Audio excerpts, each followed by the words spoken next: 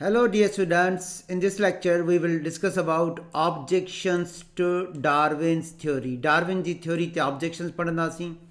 First objection to Darwin's theory. Darwin did not clearly differentiate between heritable and non-heritable variations. Dear students, हकीकत में Darwin खे भी genetics जी एतिरी ॼाण कोन हुई ऐं हेरिटेबल वेरिएशन्स उहे आहिनि जेके फादर ऐं मदर खां जीन्स जे थ्रू ॿारनि में इनहेरिट थियनि ऐं नॉन हेरिटेबल वेरिएशन्स उहे आहिनि जेके ॿारनि में ट्रांसफर न थियनि पीउ माउ खां त एक्चुअली हेरिटेबल वेरिएशन्स गैमेट्स जे ज़रिए ट्रांसफर थींदियूं आहिनि ऐं non heritable variations somatic cells में ईंदियूं आहिनि ऐं सोमेटिक सेल अॻिते करेक्टर पास न कंदा आहिनि त डार्विन खे एतिरी जेनेटिक्स जी ॼाण न हुई हीअ ॿुधाए त पियो यूज़फुल वेरिएशन्स प्रिज़र्व थियनि थियूं ऐं यूज़फुल वेरिएशन अॻिते जनरेशन टू जनरेशन वञनि पियूं पर हीअ ॿुधाए न पियो त इहे वेरिएशन उन ऑफस्प्रिंग में अचनि कीअं थियूं हिनखे जेनेटिक्स जी ॼाण कोन हुई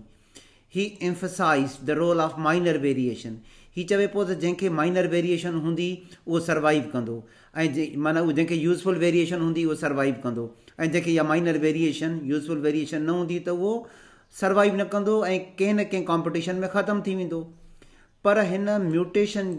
जो किथे बि डिस्कस न कयो he did not discussed mutation in his theory mutations are sudden changes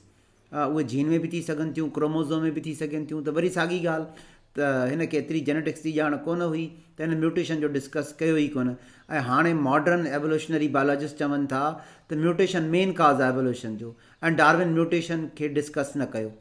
विच अपीयर सडनली म्यूटेशन में जेके चेंजिस ईंदा आहिनि सडनली अपीयर थींदा आहिनि and play a very important role in evolution पर डार्विन हुनखे बि एक्सप्लेन कोन कयो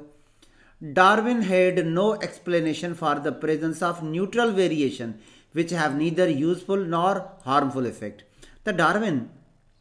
बार बार चवे पियो त यूज़फुल वेरिएशन जंहिंखे हूंदी त उहो सर्वाइव कंदो सर्वाइवल ऑफ द फिटेस्ट जंहिंखे हिन चयो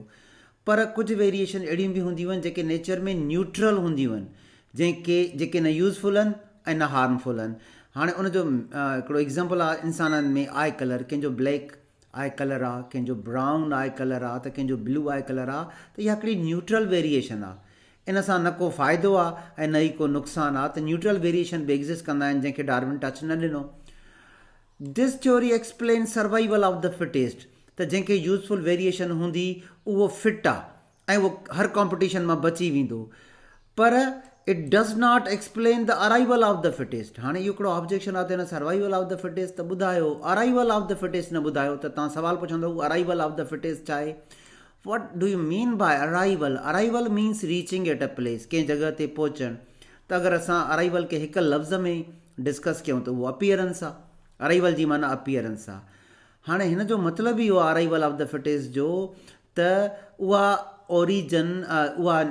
वेरिएशन जेका यूज़फुल आहे उनजी ओरिजिन कीअं थी उहा अपीयर कीअं थी इहे ॿुधाई न पोइ Darwin's theory of natural selection explain useful variations are preserved ही चवे पियो त जेकॾहिं लॉन्ग नेक हुई गिराफी जी त इहा यूज़फुल वेरिएशन हुई ऐं इहा जनरेशन ओवर जनरेशन प्रिज़र्व थी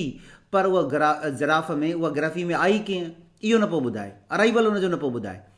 but it does not explain how these variations originated appeared arrived in first organism त पहिरें ऑर्गेनिज़म में उहे यूज़फुल वेरिएशन आयूं कीअं अपीयर कीअं थियूं अराइव कीअं थियूं इहो ॿुधाए कोन पियो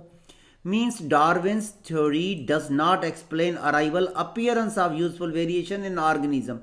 origin of variation is not explain ही चवे पियो त यूज़फुल वेरिएशन अॻिते वेंदियूं प्रिज़र्व बि थियनि पियूं पर इहो न पियो ॿुधाए त इहे ओरिजिनेट कीअं थियूं ऐं ज़ाहिरी ॻाल्हि आहे dear students in ji origin तव्हां सां सिर्फ़ु ऐं सिर्फ़ु जेनेटिक्स जे बेस ते डिस्कस करे सघूं पिया त हिन खे बि एतिरी जेनेटिक्स जी नॉलेज कोन हुई ऐं हिन जेनेटिक्स ते एतिरो वर्क कोन कयो उहो त एक्चुअली ग्रेगर जॉन मेंडल हुयो जंहिं जेनेटिक्स ते वर्क कयो त इहे कुझु ऑब्जेक्शन्स हुया डार्विन जी थ्योरी ते जेके असां हिन क्लास में हिन लेक्चर में पढ़ियासीं thank you dear students wishing you all of the best